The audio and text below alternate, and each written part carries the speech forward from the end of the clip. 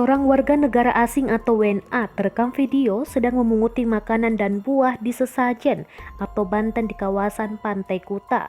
Satuan Polisi Pamong Praja atau Satpol PP Bandung, Bali menelusurinya. Kepala Satpol PP Bandung, I Gusti Agung Ketut Surya Negara menduga WNA di video tersebut mirip dengan WNA yang mengemis di kawasan Pecatu, Kabupaten Bandung, Bali.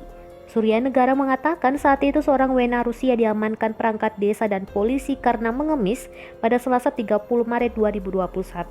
Menurut keterangan yang diperoleh, WNA Rusia tersebut mengaku kehabisan bekal dan terpaksa mengemis. Setelah itu WNA tersebut diimbau untuk tidak mengemis lagi.